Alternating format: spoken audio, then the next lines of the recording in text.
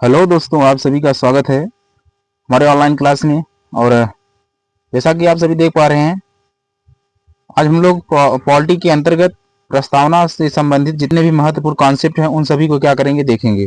ठीक, तो चलिए स्टार्ट करते हैं। जैसा कि आज 9 अगस्त है, तो आज रक्षाबंधन है। आप सभी को रक्षाबंधन की हार्दिक शुभकामनाएं। तो चलिए स्टार्ट करते हैं।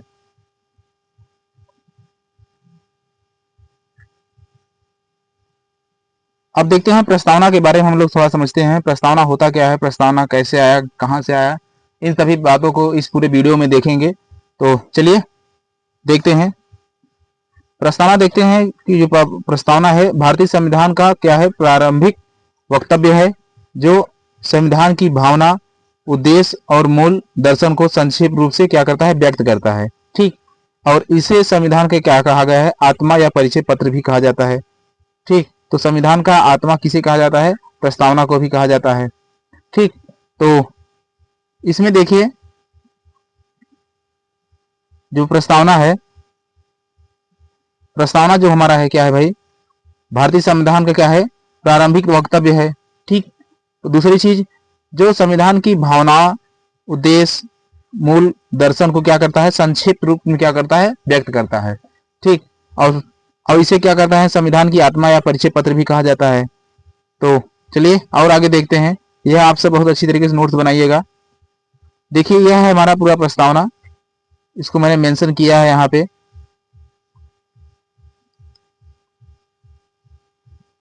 इसको मैंने मेंशन इसलिए किया है ताकि आप लोग इसको समझ पाए। तो चलिए देखते हैं। जैसे लिखा है, भारत का संविधान के अंतर्गत क्या है, उद्देशिका, इसे क्या कहते हैं, उद्देशिका यानी प्रस्तावना भी कहा जाता है। इसमें लिखा, हम भारत के लोग भारत को एक संपूर्ण प्रभुत्व संपन्न समाजवादी पंथ निरपेक्ष लोकतंत्रात्मक गणराज्य बनाने के लिए तथा उसके समस्त नागरिकों को सामाजिक, आर्थिक और राजनैतिक न्याय, विचार, अभिव्यक्ति, विश्वास, धर्म और उपासना की स्वतंत्रता, प्रतिष्ठा और अवसर की समानता प्राप्त कराने के लिए तथा उन सब में व्यक्ति की गरिमा और राष्ट्र की एकता और अखंडता सुनिश्चित करने वाली बंधुता बढ़ाने के लिए दृढ़ संकल्प होकर अपनी इस संविधान सभा में आज तारीख 26 नवंबर 1949 को एतद द्वारा इस संविधान को अंगीकृत, अधिनियमित और आत्मार्पित करते हैं।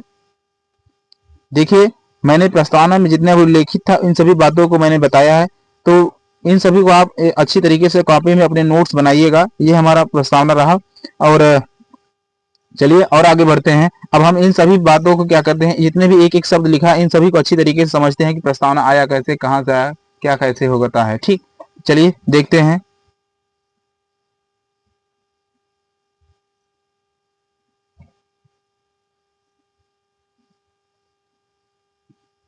अब हम लोग प्रस्तावना के बारे में थोड़ा समझते हैं कि जैसे देखिए प्रस्तावना का जो मसौदा कौन तैयार किया था, पंडित जवाहरलाल नेहरू जी ने प्रस्तुत किया था। कब प्रस्तुत किया था भाई, तो 13 दिसंबर 1946 को। यह सभी फैक्ट बहुत ज्यादा पूछा जाता है कि कौन प्रस्तुत किया था, तो आप बताएंगे पंडित जवाहरलाल नेहरू जी को। और कब प्रस्तुत किए थे भाई, 13 दिसंबर 1946 को प्रस्तुत किए थे। स्वीकार कब किया गया था, भारतीय संविधान सभा द्वारा इसे स्वीकार किया गया था 22 जनवरी 1947 को। और लागू कब किया गया था भाई, तो 26 नवंबर 1949, यहाँ पे होना चाहिए 26 नवंबर 1949 को क्या किया कर दिया था, लागू कर दिया गया था। ठीक, तो चलिए और आगे बढ़ते हैं। इन सभी कॉन्सेप्ट को अच्छी तरीके से देखिएगा कि प्रस्तुत कौन किए थे भाई, पंडित जवाहरलाल नेहरू जी ने। तो कब प्रस्तुत किया था, तो 13 दिसंबर 1946 को। स्वीकार कब किया गया था, 22 जनवरी 1947 को। और लागू कब किया गया था, 26 नवंबर 1949 को लागू किया गया था। ठीक, चलिए और आगे बढ़ते हैं। अब देखिए जो प्रस्तावना के अंतर्गत जितने भी प्रमुख बातें थे उन सभी बातों को हम क्या करेंगे, एक तरफ से समझेंगे। ठीक, जैसे देखिए पहला शब्द इसमें प्रयोग हुआ था। देखिए पहला शब्द हुआ था संपूर्ण प्रभुत्व संपन्न। इसका अर्थ यह होता है कि भारत की पूरी तरह से क्या है, स्वतंत्रता है। भारत में पूरी तरह स्वतंत्रता है और किसी बाहरी शक्ति के अधीन नहीं है। ठीक, जो भारत है हमारा, जो इंडिया है, यह क्या है, पूरी तरह से क्या है भाई, स्वतंत्र है। ठीक, यह इसके ऊपर किसी दूसरे राष्ट्र का या दूसरे देश का क्या है अधिकार नहीं है। ठीक, चलिए दूसरा शब्द देखते हैं। दूसरा शब्द हमारा क्या कहता है? दूसरा हमारा शब्द है क्या भाई? समाजवादी। समाजवादी का अर्थ यह हुआ है कि जैसे देखिए आर्थिक और सामाजिक क्या है समानता की व्यवस्था की गई है। ठीक, इसका अर्थ जो है कि यह आर्थिक रूप से और सामाजिक रूप से क्या है समानता की व्यवस्था की गई है।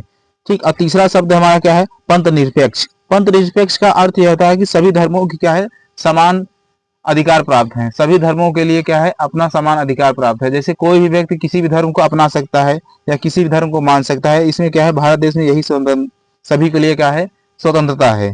ठीक, अब उसके बाद अगला हमारा लोकतांत्रिक का अर्थ यह है कि क्या है भाई? इसमें लोकतांत्रिक का अर्थ यह है कि जिसमें जहां जिसका भी सरकार चलेगा यह किसके हिसाब से चलेगा भाई? जनता के द्वारा चलेगा। ठीक, इस लोकतांत्रिक का अर्थ यही हुआ। और उसके बाद आता है क्या भाई? गणराज्य। गणराज्य क्या है? राष्ट्र का प्रमुख जनता द्वारा निर्वाचित होगा। ठीक, अब जैसे जो भी राष्ट्र का जो प्रमुख होगा उसका प्रमुख होगा भाई वह किसके द्वारा निर्वाचित होगा? वह जनता के द्वारा क्या किया गया? निर्वाचित किया जाएगा। ठीक, चलिए और आगे बढ़ते हैं। अब देखिए, अब प्रस्तावना में जो हमारा उद्देश्य है, उद्देशिका है, उसके अंतर्गत क्या क्या और व्यवस्था किया गया है उन सभी को अच्छी तरीके से देखते हैं। जैसे देखिए इसके अंदर क्या किया गया? जैसे न्याय। ठीक, न्याय जो है, न्याय प्रस्तावना के अंदर कितनी प्रकार की न्याय दिया गया है भाई? तो 3 प्रकार की। ये सब एग्जाम में बहुत ज्यादा पूछे जाते हैं। तो जैसे लिखा है सामाजिक, आर्थिक और राजनैतिक न्याय। ठीक, आपसे प्रश्न पूछा जाता है कि न्याय कितनी प्रकार की दिया गया है प्रस्तावना के अंतर्गत? तो 3 प्रकार की। ठीक, और स्वतंत्रता कितनी प्रकार की है भाई? दिया गया है भाई 5 प्रकार की स्वतंत्रता। कौन सी? विचार, अभिव्यक्ति, विश्वास, धर्म और उपासना की स्वतंत्रता। इन सभी का स्वतंत्रता क्या किया गया है? दिया गया है। ठीक, और समानता। अब समानता के अंतर्गत 2 प्रकार की समानता दिया गया, अवसर और अधिकारों की क्या गया है? समानता दिया गया है। ठीक, अब जैसे बंधुता देखते हैं। अब बंधुता का अर्थ यह है कि सभी में क्या है भाईचारा और एकता होनी चाहिए। ठीक, चलिए और आगे देखते हैं। अब देखिए महत्वपूर्ण जानकारियां देखते हैं प्रस्तावना के बारे में कि प्रस्तावना हमारा कैसे आया, कहां से आया, इन सभी को देखते हैं। जैसे देखिए जो भारतीय संविधान में है प्रस्तावना को कहां से लिया गया भाई? भारतीय संविधान में प्रस्तावना को यूएसए यानी अमेरिका के संविधान से लिया गया है। ठीक, और दूसरा चीज है कि प्रस्तावना की जो भाषा है वह कहां से लिया गया है? ऑस्ट्रेलिया से लिया गया है। कहां से लिया गया भाई? ऑस्ट्रेलिया के संविधान से लिया गया है। ठीक, तो आपसे प्रश्न पूछा जाएगा कि प्रस्तावना को अपनाया कहां से गया है? तो वो यूएसए से लिया गया है। अब उसके बाद प्रस्तावना की जो भाषा है वो कहां से लिया गया है? तो ऑस्ट्रेलिया से लिया गया है। ठीक, चलिए और आगे बढ़ते हैं। जिस पर हम आप सभी को पढ़ा रहे हैं तो यह है कि भाई जीएस बाई सोनू सर या @सोनू 12 भी लगा के सर्च करेंगे तब पर भी हमारा यूट्यूब चैनल आ जाएगा। और एक चैनल मैं और चलाता हूँ मैथ बाई सोनू सर, जिसमें मैथ के बेहतरीन कॉन्सेप्ट चलाए जा रहे हैं आप सभी के। फैक्ट वाइज फैक्ट जितने भी कॉम्पिटेटिव एग्जाम हैं उन सभी के लिए यह बहुत ही यूजफुल होने वाला है। तो चलिए और आगे बढ़ते हैं। तीसरा नोट्स हमारे पास देखिए, प्रस्तावना में अब तक एक बार संशोधन हो चुका है। ठीक, आपसे एग्जाम में पूछा जाता है कि प्रस्तावना में कितनी बार संशोधन हुआ है? तो कितनी बार हुआ है भाई? एक बार अभी तक हुआ है टोटल। ठीक, तो कौन से संविधान संशोधन द्वारा हुआ था, क्या हुआ था देखते हैं। प्रस्तावना में जो संशोधन हुआ था वो 42वें संविधान संशोधन 1976 के द्वारा हुआ। ठीक, अब इसमें क्या किया गया कि समाजवादी, धर्मनिरपेक्ष और राज्य की अखंडता शब्द को क्या किया गया था? जोड़ा गया था। ठीक, तो डायरेक्ट आपसे एग्जाम में पूछा जाता है कि समाजवादी, धर्मनिरपेक्ष और राज्य की अखंडता शब्द किस संविधान संशोधन के द्वारा जोड़ा गया था? तो वो जोड़ा गया था 42वें संविधान संशोधन 1976 के द्वारा जोड़ा गया था। ठीक, तो अब आपसे पूछा जाता है कि प्रस्तावना में कितनी बार संशोधन हुआ है? तो कितना बार संशोधन हुआ? एक बार संशोधन हुआ है। ठीक है, चलिए और आगे देखते हैं। अब देखिए जो प्रस्तावना में जो संशोधन हुआ है, जो प्रस्तावना में संशोधन होता है तो पूछा जाता है आपको कि प्रस्तावना में संशोधन किस एक्ट या किस आर्टिकल के तहत होता है। ठीक, यह प्रस्तावना में जो संशोधन होता है 368 अनुच्छेद 368 के तहत क्या होता है? संविधान प्रस्तावना में संशोधन किया जाता है। ठीक, चलिए और आगे देखते हैं। इन सभी फैक्ट को आप अच्छी तरीके से नोट्स करेंगे ताकि यह सभी एग्जाम में डायरेक्ट ही आपसे पूछ लिया जाता है। चलिए और देखते हैं। अब हम आपसे पूछते हैं कि बताइए आप कि क्या प्रस्तावना के बारे में किसी भी न्यायालय में सुनवाई की जा सकती है? यह प्रश्न ही भी है और एक आपका समझाने का हमारा एक कॉन्सेप्ट है, मेन पर्पज यही है कि हम इसको बहुत अच्छी तरीके से समझा सके, इसलिए इसको हम प्रश्न के हिसाब से लिए हैं। तो देखते हैं, चलिए अब हम आपको बताते हैं इसमें। जैसे देखिए जो हमारा प्रस्तावना है यह क्या है भाई, गैर न्यायिक है।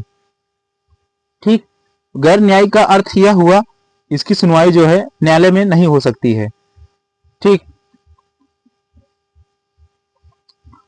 और प्रस्तावना के बारे में थोड़ा समझते हैं। अब देखिए जो प्रस्तावना हमारा है यह क्या है भाई, गैर न्यायिक है। इसके लिए हम किसी भी न्यायालय में जा नहीं सकते हैं। ठीक, और दूसरा चीज इसमें समझ लीजिए कि जो प्रस्तावना है यह हमारा अधिकार का स्रोत नहीं है। जो प्रस्तावना है यह क्या है भाई, अधिकार का स्रोत नहीं है। ठीक, अधिकार का स्रोत नहीं है। ठीक, देखते हैं और जैसे एक थे हमारे पास भाई पंडित ठाकुरदास भार्गव जी। कौन थे भाई, पंडित ठाकुरदास भार्गव जी। इन्होंने क्या कहा था कि प्रस्तावना को संविधान की क्या कहा था, आत्मा कहा था। संविधान की क्या कहा था भाई, आत्मा कहा था। ठीक, तो यह एग्जाम में पूछा जाता है कि पंडित ठाकुरदास भार्गव जी ने संविधान की प्रस्तावना के बारे में क्या कहा था। तो उन्होंने क्या कहा था कि यह प्रस्तावना जो है संविधान की क्या है, आत्मा है।